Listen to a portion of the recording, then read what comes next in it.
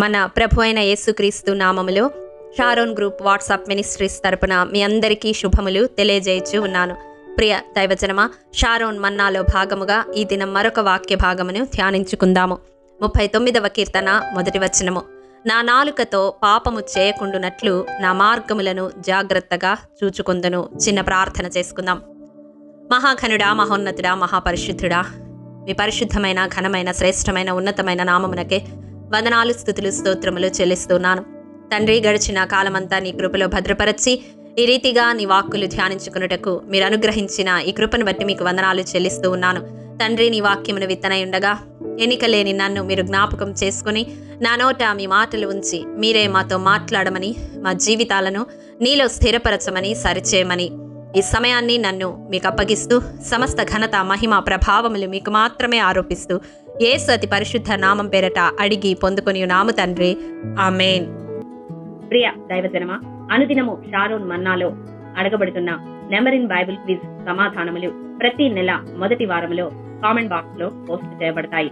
కాబట్టి ఆసక్తి కలిగిన వారు ఈ నెంబర్ ఇన్ బైబిల్ క్విజ్ ప్రశ్నలకు తెలియని సమాధానములు ఏమైనా ఉంటే ప్రతి నెల మొదటి వారం కామెంట్ బాక్స్ లో చూసి తెలుసుకొనగలరు.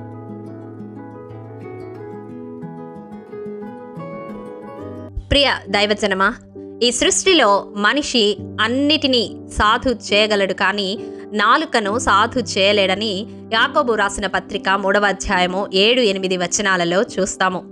అది చిన్న అవయవమైనప్పటికీ సర్వ శరీరమునకు మాలిన్యము కలుగజేస్తుంది. కాబట్టి నాలుక విషయమై మనము బహు జాగ్రత్త కలిగి ఉండాలి. మన నాలుకతో పాపము చేయకుండునట్లు దేవుని సన్నిధిలో విజ్ఞాపన చేయాలి. మనం పలికే ప్రతి వ్యర్థమైన మాటకు లెక్క చెప్పవలసిన రోజు ఒకటి ఉన్నదని భయముతో జీవించాలి. అనేక విధములైన పాపములకు నాలుక మనలను ప్రేరేపిస్తుంది. వాక్యములో మనము గమనించినట్లయితే 34వ కీర్తన 13వ వచనం ప్రకారం చెడ్డ మాటలు, కపటమైన మాటలు మాట్లాడునట్లుగా ప్రోత్సహిస్తుంది. 52వ కీర్తన 2వ వచనం ప్రకారం నాశనము చేయుటకు ప్రేరేపిస్తుంది. 50వ కీర్తన 20వ వచనం ప్రకారం కొండెములు చెప్పునట్లు ప్రేరేపిస్తుంది. 140వ కీర్తన 3వ వచనం ప్రకారం విషము చిమ్మేలాగా ప్రోత్సాహపరుస్తుంది. పగ, ప్రతీకారం, ద్వేషం, అసూయ ఇవన్నీ ఇతరులలో రెచ్చగొట్టడానికి నాలుక సహాయపడుతూ ఉంటుంది. రోమా పత్రిక 3వ అధ్యాయం 13వ వచనం ప్రకారం చివరిగా మోసము చేయుటకు ప్రేరేపిస్తుంది. ప్రియ దైవజనమా, ఈ నాలుక అనేక రకాలుగా మనిషిని పాపములో పడేలాగా చేస్తుంది. ఒక విధముగా చెప్పాలంటే యాకోబు రాసిన పత్రిక 3వ అధ్యాయం 6వ వచనం ప్రకారం అది అనేక మంది జీవితాల్లో చిచ్చు పెడుతుంది. దాని ద్వారా మన జీవితము కూడా డిస్టర్బ్ అయిపోయేలాగా ఈ నాలుక మనలో పనిచేస్తూ ఉంది. ప్రియ దైవజనమా,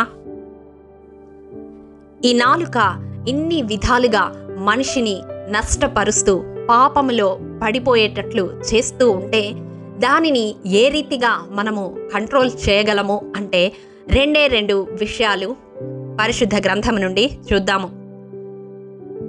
71వ కీర్తన 24వ వచనం ప్రకారం దినమెల్లా దేవుని నీతిని గురించి ఈ నాలుకతో మనము వర్ణించేవారముగా ఉండాలి.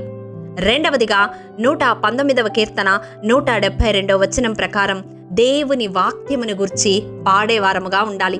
ఈ దినాల్లో పాటలు వాక్యానుసారముగా లేవు. ఆత్మీయంగా ఉజ్జీవముతో దేవుని అభిషేకముతో వ్రాయబడిన పాటలు బహు అరుదుగా ఉన్నాయి. గత కాలములో వాక్యమే పాటల రూపములో భక్తులు వ్రాసడివారు. అట్టి పాటలను ఎత్తిపట్టి మనము వాక్యమునే ఒక పాటగా దేవుని గూర్చి మనం పాడుతూ ఉండాలి. ఇంకా మనం చూసినట్లయితే 35వ కీర్తన 28వ వచనం ప్రకారం దినమెల్లా దేవుని కీర్తిని గురించి మనం మాట్లాడాలి. ఆయన ఏమై ఉన్నాడు, ఆయన ఎటువంటి కార్యములు చేసేవాడై ఉన్నాడు, ఆయన ఎటువంటి శక్తిమంతుడు, ఈ రీతిగా దేవుని ఘనపరచే విధముగా దినమెల్లా మనము మాట్లాడే వారముగా ఉండాలి. ప్రియ దైవజనమా, ఈ విషయాలు మన జీవితంలో అభ్యాసము చేసినట్లయితే మన నాలుక పాపము చేయకుండా మనము అడ్డగించిన వారం అవుతాము. ఎందుకంటే జీవ మరణములు నాలుక వశమై ఉన్నవి. మన నాలుకతో పాపము చేస్తే అది మనలను మరణానికి నడిపిస్తుంది. మన నాలుకతో దేవుని నీతిని గూర్చి, దేవుని వాక్యమును గూర్చి, దేవుని కీర్తిని గూర్చి దినమెల్లా మాట్లాడుతూ పాడుతూ స్తుతిస్తూ ఉంటే అది మనలను జీవానికి నడిపిస్తూ ఉంది.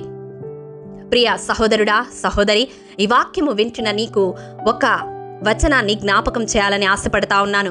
139వ కీర్తన 4వ వచనం ప్రకారం మాట మన నాలుకకు రాక మునిపే దేవునికి అది తెలిసి ఉంటుందంట. మరి అట్టి రీతిగా మనలను పరిశీలిస్తున్న దేవుడు ఉన్నాడు అని నిత్యము భయము కలిగి మన నాలుకతో వ్యర్థమైన మాటలు మాట్లాడకుండా మన నోటిని, నాలుకను భద్రము చేసుకుంటే శ్రమల నుండి మనము కాపాడబడతాము, మన ప్రాణము కాపాడబడుతుంది. కాబట్టి ఈ దినం ఈ వాక్యము ద్వారా దేవుడు మన హృదయాలను సంధిస్తూ ఉండగా నాలుకతో పాపము చేయకుండానట్లు అభ్యాసము చేసుకుందాము. అట్టి కృప దేవాది దేవుడు మనందరికీ అనుగ్రహించునుగాక. ఆమేన్. ప్రేమ నమ్మకము కలిగిన మా ప్రియ పరలోకపు తండ్రి, నీ పరిశుద్ధ పాదములకు వందనములు. దేవా, విత్తబడిన వాక్యమును ప్రతి హృదయంలో నూరంతలుగా ఫలింపచేయండి. ఎవరైతే ఈ వాక్యము వింటూ నాలుకను సాధు చేయలేక చేయాలని ఆశ కలిగి ఉన్నప్పటికీ విఫలమైపోతున్నారో అట్టి వారందరినీ మీ చేతులకు అప్పగిస్తున్నాం తండ్రి.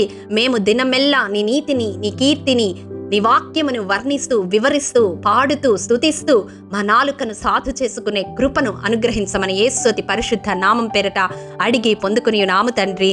ఆమేన్.